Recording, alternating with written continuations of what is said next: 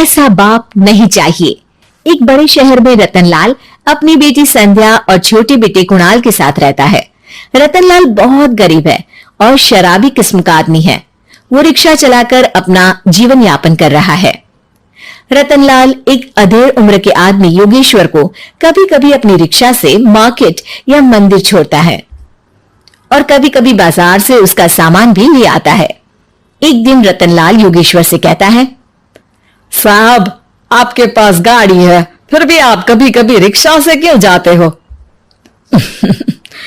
इन शहर की गलियों को आराम से देखना मुझे बहुत पसंद है। ठीक है साहब, मैं चलता हूं, कल फिर आऊंगा। अरे रतनलाल, रुको तो। मैंने सुना है कि तुम अपनी बेटी को कुछ पैसों के बदले किसी को दे रहे हो।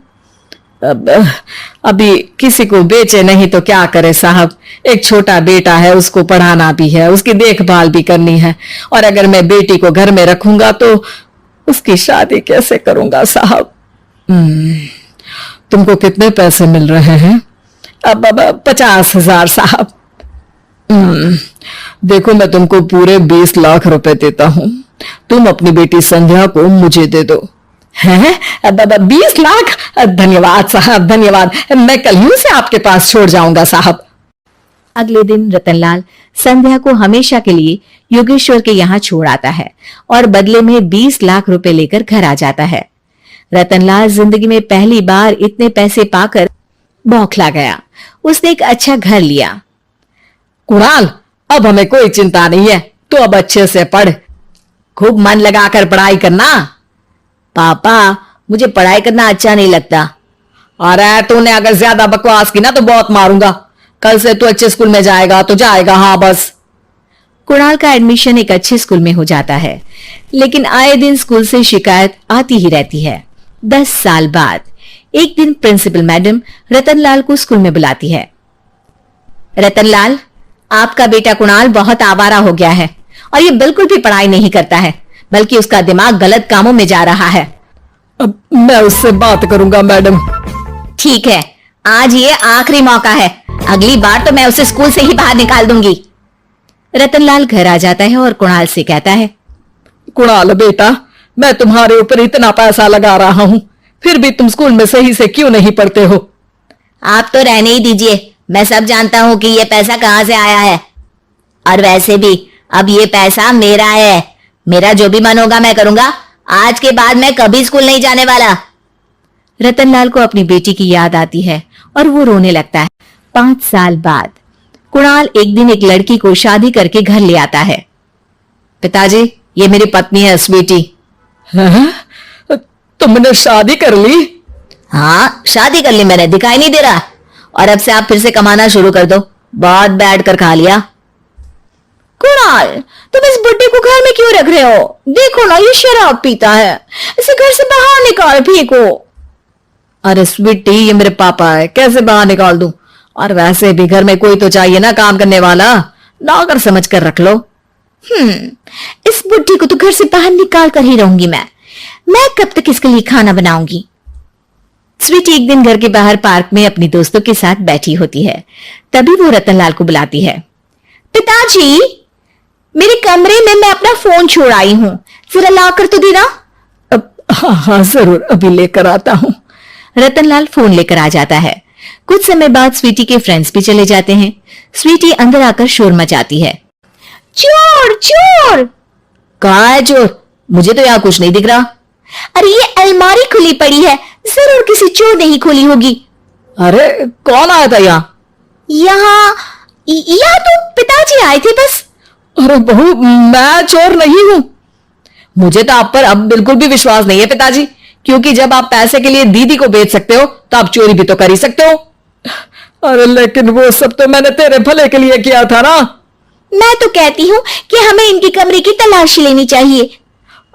तुम बिल्कुल सही कह रही हो, चलो। स्वीटी और कुणाल दोनों रतनलाल के कमरे की तलाशी लेते हैं और उन्हें वहां स्वीटी की ज्वेलरी और पैसे मिल जाते हैं। मैं तो पहले ही जानता था कि चोर आप ही हो। निकल जाओ मेरे घर से और दोबारा अपनी शक्ल मत दिखाना। रतनलाल आंखों में आंसू लिए घर से निकल जाता है। स्वीटी मन ही मन सोचती है, आज तो मेरी प्लानिंग सफल हो गई। जैसा मैं चाहती थी ऐसा ही किया और बड़ी आसानी से उस बुड्ढी को चोरी का इल्जाम लगाकर घर से भगा दिया। रतनलाल की हालत अब ज्यादा खराब हो गई और वो सड़क पर बैठकर भीख मांगकर खाने लगा। एक दिन वहां एक गाड़ी आकर रुकी और सड़क पर बैठे सभी भिखारियों को अपने सेंटर ले गई। एनजीओ की मालिक संध्या एक एक करके सभी को सुविधा मुहैया कराती है। तभी उसकी नजर रतनलाल पर पड़ती है। पिताजी? संध्या तू? पिताजी, आपकी ये हालत कैसे हुई? ये सब मेरे बुरे कर्मों की सजा है जो मुझे मिल रही है। मुझे माफ कर दे बेटी।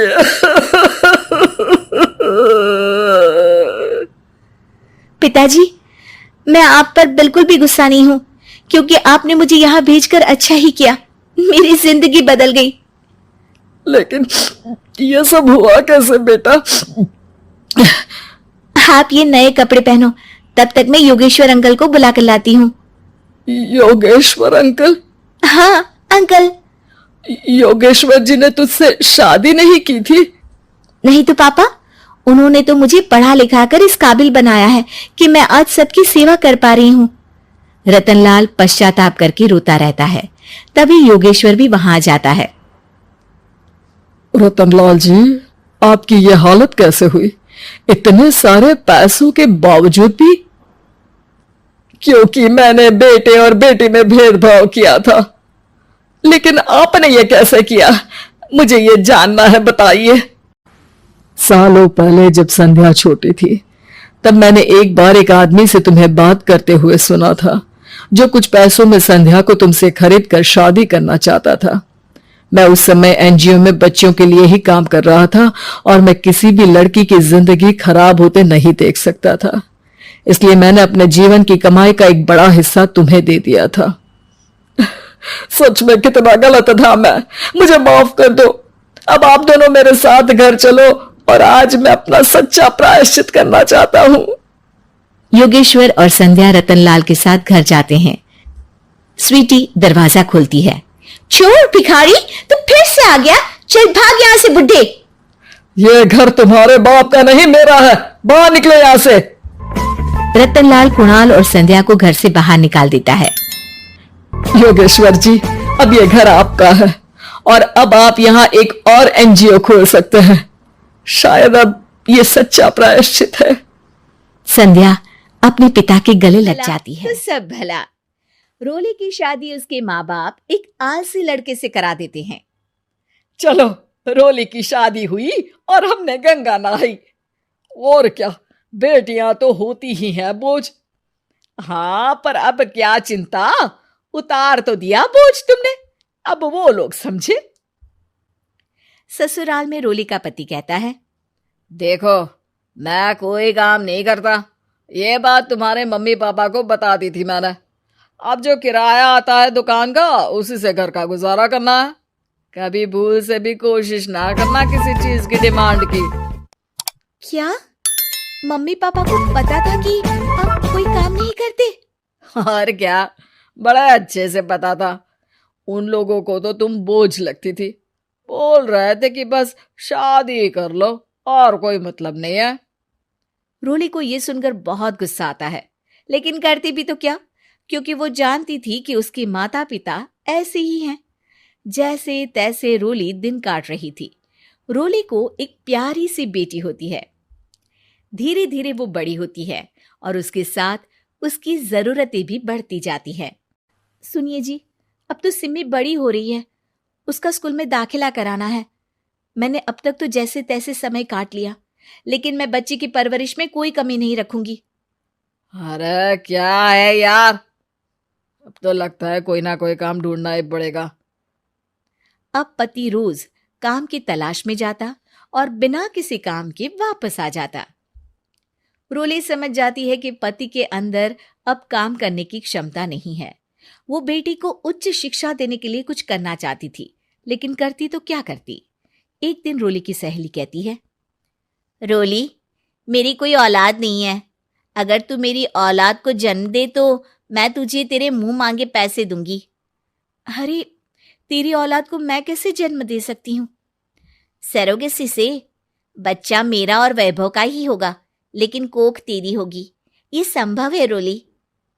रोली कुछ सोचकर कहती है, मुझे मंजूर है, लेकिन मैं इसका 2 लाख रुपया लूंगी।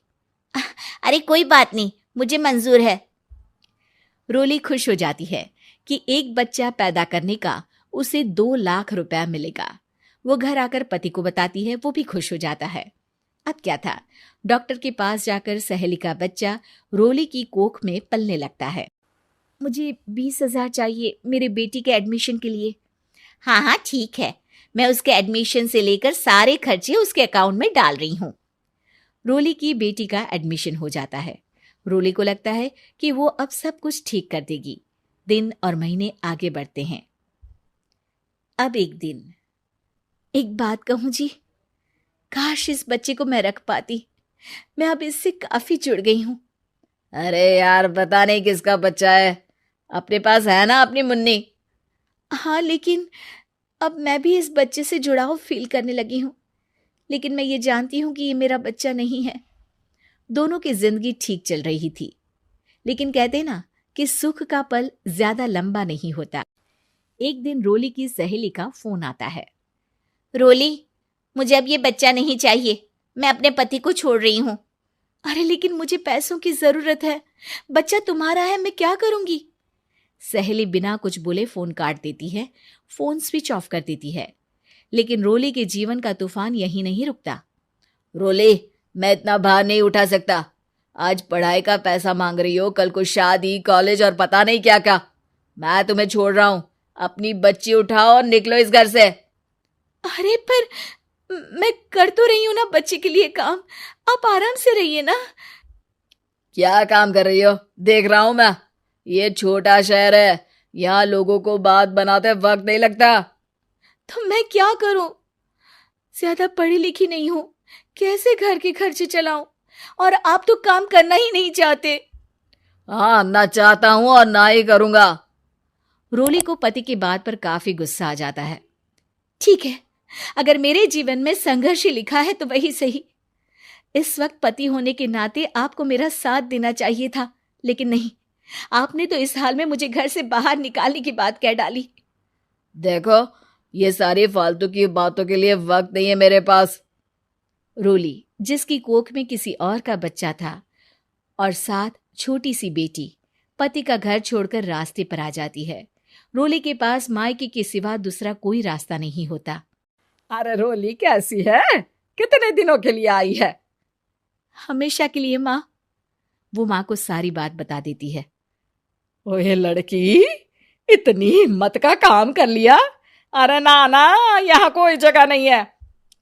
तुम तो अपना बोरिया बिस्तर उठाओ और निकलो यहाँ से। रोली के पास अब मायके का रास्ता भी नहीं बचता। वो चुपचाप बच्ची को लेकर जा रही थी कि उसे दर्द होता है और वो डॉक्टर के पास चली जाती है।